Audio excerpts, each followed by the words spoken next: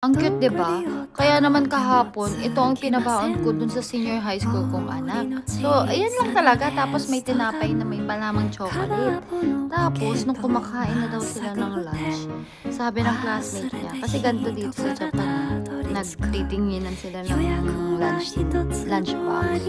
Tapos, nung nakita ng classmate niya yung lunch niya, sabi sa kanya ng classmate niya, "Ay ba kayo ng mama mo?"